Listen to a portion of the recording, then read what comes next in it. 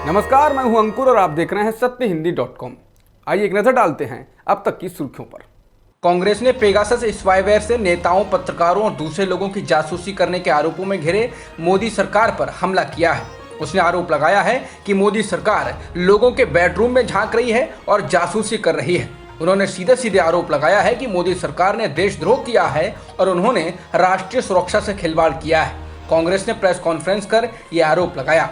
कांग्रेस की तरफ से सोमवार शाम को रणदीप सुरजेवाला ने यह प्रेस कॉन्फ्रेंस तब की जब राहुल गांधी समेत कई नेताओं की जासूसी किए जाने की रिपोर्ट आई। कांग्रेस नेता सुरजेवाला ने कथित जासूसी को लेकर कहा कि इस देश में संविधान और कानून दोनों की हत्या मोदी सरकार द्वारा कैसे की जा रही है, प्रजातंत्र को पैरों तले कैसे रौंदा जा रहा है, मौलिक अधिकारों को कैसे दबाया जा रहा है, वह ये बताने आए हैं। सुरजेवाला ने कहा कि मोदी सरकार ने राहुल गांधी समेत देश के विपक्षी नेताओं, देश के मीडिया संस्थानों के पत्रकारों की जासूसी कराई है। उन्होंने कहा कि मोदी सरकार इजरायली स्पाईवेयर पेगासस के माध्यम से देश के सम्मानित जजों, संवैधानिक पदों पर बैठे व्यक्तियों, शायद अपनी सरकार के मंत्रियों, विपक्षी नेताओं, सम्मानित पत्रकारों, वकीलों, मानवाधिकार कार्यकर्ताओं की जासूसी करवा रही है। कांग्रेस प्रवक्ता सुरजेवाला ने देश के लोगों को संबोधित करते हुए कहा कि आप में से किसी के फोन के अंदर नाजायज तौर पर इजरायली सॉफ्टवेयर पेगासस मोदी सरकार डाल सकती है। आपकी बेटी, आपकी पत्नी के टेलीफोन के अंदर ये डाल सकती है। आप अगर बाथरूम में फोन लेकर जा रहे हैं, आपके कमरे के अंदर शयन कक्ष में यदि फोन है तो आप क्या वार्तालाप कर रहे हैं, आपकी बेटी, आपकी पत्नी, आपका परिवार क्या वार्तालाप कर रहा है, वह सब मोदी सरकार सुन सकती है जिसके अंदर पेगासस डाल दिया जाए। उन्होंने कहा कि यदि यह देशद्रोह नहीं है तो फिर यह क्या है। उन्होंने कहा कि पत्रकार और विपक्ष के नेताओं की ही जासूसी नहीं हो रही है, बल्कि देश की सुरक्षा एजेंसियों के प्रमुखों की भी जासूसी हो रही है। कांग्रेस नेता सुरजेवाला ने कहा, यह सब गृहमंत्री अमित शाह की देखरेख में हो रहा है, इसलिए उनको बर्खास्त क्यों नहीं किया जाना चाहिए और पीएम की भूमिका की भी जांच होनी चाहिए। सुप्रीम कोर्ट के तत्कालीन मुख्य न्यायाधीश रंजन गोगोई पर यौन उत्पीड़न का आरोप लगाने वाली महिला और उसके परिजनों के फोन नंबर उस सूची में पाए गए हैं जिनकी जासूसी पेगासस सॉफ्टवेयर के जरिए की गई थी। द वायर ने दावा करते हुए कहा है, यह पक्के तौर पर नहीं कहा जा सकता है कि इन 11 लोगों की जासूसी की गई थी या नहीं। उनके फोन की फॉरेंसिक जांच नहीं होने की वजह से फोन के इंटरसेप्ट करने के बारे में दावा नहीं किया जा सकता है, पर यह साफ है कि संभावित जासूसी की सूची में ये नंबर थे।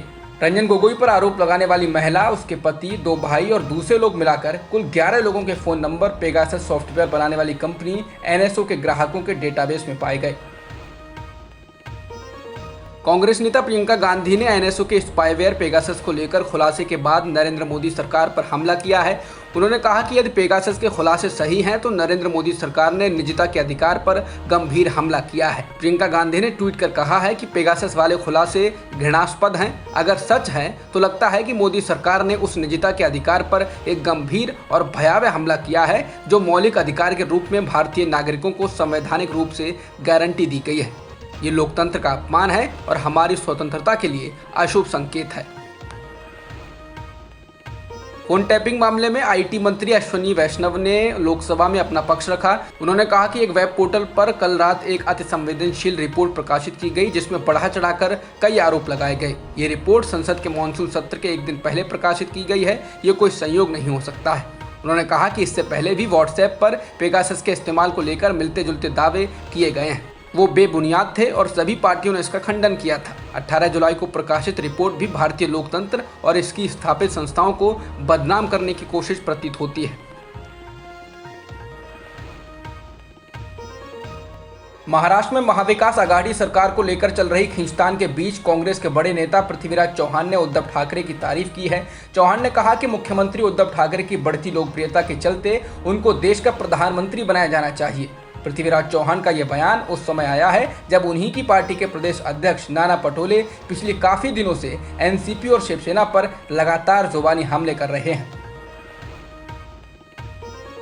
संसद का मानसून सत्र सोमवार से शुरू हो गया और ये 13 अगस्त तक चलेगा। सत्र के पहले दिन संसद के दोनों सदनों में जोरदार हंगामा हुआ और इस वजह से कई बार कार्यवाही को पहले थोड़ी थोड़ी देर के लिए और बाद में पूरे दिन के लिए स्थगित करना पड़ा।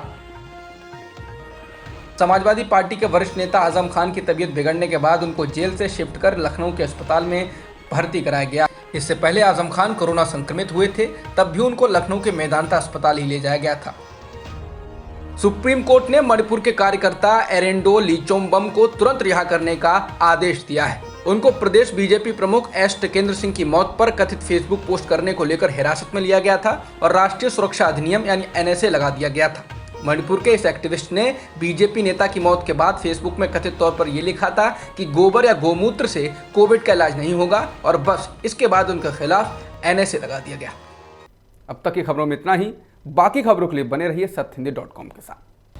सत्य हिंदी का ऐप डाउनलोड करें गूगल प्ले स्टोर पर।